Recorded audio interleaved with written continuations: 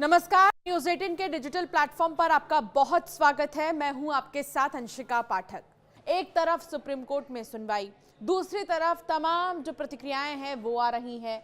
पश्चिम बंगाल जो है वो जल रहा है और साथ ही ताजा जानकारी ये है कि पश्चिम बंगाल के राज्यपाल मुर्शिदाबाद भी जाएंगे, लेकिन उससे पहले कई तरह के बयान सामने आ रहे हैं। आज की इस वीडियो में आपको विस्तार से बताएंगे कि सुप्रीम कोर्ट में जो सुनवाई हुई उस पर सुप्रीम कोर्ट ने क्या कहा, जिसके बाद केंद्र की तरफ से कुछ आपत्तियां जाहिर की गई हैं और अब जो अगला डेट जो है तय किया गया है सुनवाई के लिए वो कौन सा है, तो विस्तार से देखिए इस पूरे वीडियो को। वक्फ संशोधन कानून पर गुरुवार को सुप्रीम कोर्ट में दूसरे दिन करीब 1 घंटे सुनवाई हुई। कोर्ट ने केंद्र सरकार को जवाब दाखिल करने के लिए 7 दिन का वक्त दिया है। सरकार के जवाब के बाद याचिकाकर्ताओं को 5 दिन में जवाब देना होगा। अगली सुनवाई 5 मई को दोपहर 2 बजे होगी। सुप्रीम कोर्ट ने कहा कि कानून के खिलाफ दायर 70 से भी ज्यादा याचिकाओं की जगह सिर्फ 5 याचिकाएं ही दायर की जाएं, उन्हीं पर सुनवाई होगी। सुप्रीम कोर्ट ने केंद्र का जवाब आने तक वक्फ घोषित संपत्ति पर यथास्थिति बनाए रखने को कहा है। तब तक सरकार को 3 निर्देश मानने होंगे। वक्फ संशोधन अधिनियम पर सुप्रीम कोर्ट की सुनवाई पर एडवोकेट वरुण कुमार सिन्हा ने कहा है कि सुप्रीम कोर्ट ने वक्फ कानून पर रोक नहीं लगाई है। भारत के सॉलिसिटर जनरल ने कहा है कि नए संशोधन अधिनियम के तहत परिषद या बोर्ड में कोई नियुक्ति नहीं की जाएगी। सुप्रीम कोर्ट ने आदेश में लिखा है कि सरकार अगली तारीख तक उन संपत्तियों यानी कि वक्फ बाय यूजर को डी नोटिफाई नहीं करेगी जो रजिस्टर्ड और गजेटेड हैं।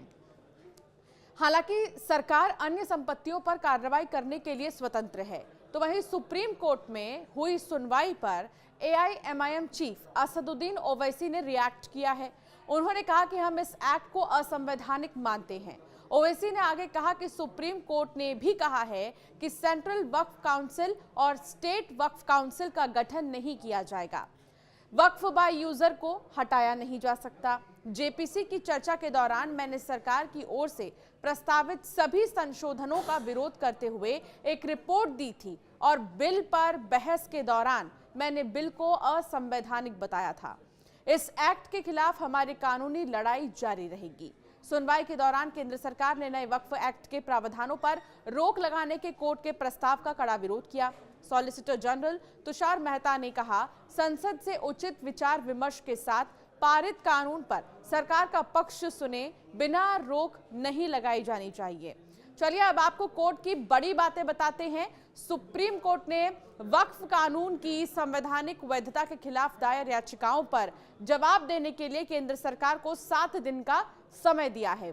सर्वोच्च अदालत ने कहा है कि इस बीच केंद्रीय वक्फ परिषद और बोर्डों में कोई नियुक्ति नहीं होनी चाहिए। केंद्र सरकार की ओर से पेश सॉलिसिटर जनरल तुषार मेहता ने सुप्रीम कोर्ट से 1 सप्ताह का समय मांगा था, जिसके बाद अदालत ने उन्हें वक्त दिया। शीर्ष कोर्ट ने कहा कि मामले में इतनी सारी याचिकाओं पर विचार करना असंभव, केवल 5 पर ही सुनवाई होगी।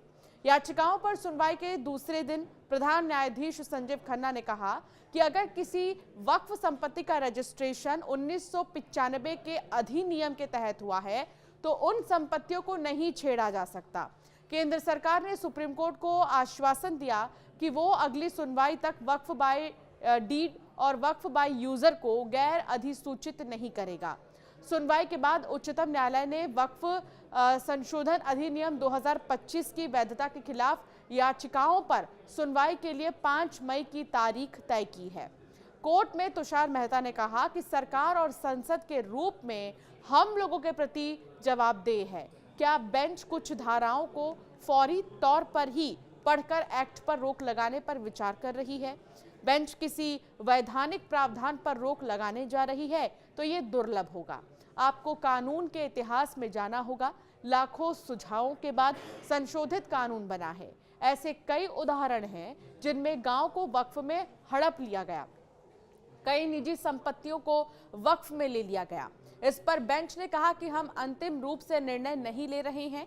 सीजेआई खन्ना ने कहा, ये विशेष स्थिति है, हमने कुछ कमियों की ओर इशारा किया है, कुछ सकारात्मक चीजें भी हैं। हम नहीं चाहते कि इतना बड़ा बदलाव किया जाए कि पक्षकारों के अधिकार प्रभावित हों। 5 साल से इस्लाम मान रहे हो जैसा प्रावधान भी है, लेकिन हम उस पर रोक नहीं लगा रहे।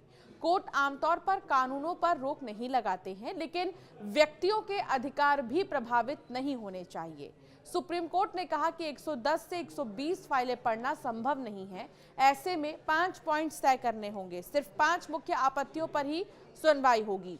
सभी याचिकाकर्ता मुख्य बिंदुओं पर सहमति बनाएं, नोडल काउंसिल के जरिए इन आपत्तियों को तय करें। हालांकि बेंच ने 10 याचिकाएं लिस्ट कर ली हैं। इसके अलावा 3 नोडल वकील नियुक्त करते हुए कहा कि वे तय करें कि कौन बहस करेगा। 5 मई अंतरिम आदेश के लिए होगी। कोर्ट ने मामले का कॉज टाइटल बदलकर इन रे वक्फ अमेंडमेंट एक्ट कर दिया है।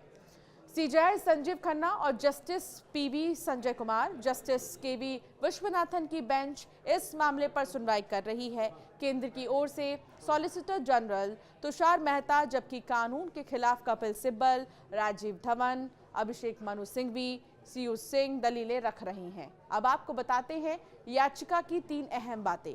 कानून संविधान के अनुच्छेद 14, 15, 25 जो कि धार्मिक स्वतंत्रता है, 26 धार्मिक मामलों के प्रबंधन की स्वतंत्रता, 29 अल्पसंख्यक अधिकार और 300A संपत्ति का अधिकार का उल्लंघन करता है। वक्फ बोर्ड में गैर मुसलमानों को शामिल करना और डिस्ट्रिक्ट कलेक्टर को वक्फ संपत्ति का फैसला करने का अधिकार देना सरकारी हस्तक्षेप को बढ़ाता है। ये कानून मुस्लिम समुदाय के साथ भेदभाव करता है क्योंकि अन्य धार्मिक ट्रस्टों पर समान प्रतिबंध नहीं है। वक्फ बोर्ड पर सुनवाई के बीच गुरुवार को दाऊदी बोहरा समुदाय के एक प्रतिनिधिमंडल ने प्रधानमंत्री नरेंद्र मोदी से मुलाकात की। वक्फ संशोधन अधिनियम के लिए धन्यवाद दिया। उन्होंने कहा कि समुदाय की लंबे समय से लंबित मांग पूरी हुई है। तो एक तरफ खुशी जाहिर की जा रही है वक्फ को लेकर, तो दूसरी तरफ नाराजगी जाहिर की जा रही है। कई याचिकाएं लगाई गई हैं, अपील की जा रही है कि जल्द से जल्द इन पर सुनवाई हो और कोई फैसला आए। तो अब इंतजार है 5 मई का। 5 मई को एक बार फिर से सुनवाई होगी, तब जाकर सारी बातें साफ होंगी। आपका क्या मानना है सुनवाई पर? आपका क्या मानना है वक्फ को लेकर? हमें जरूर कमेंट कर बताएं।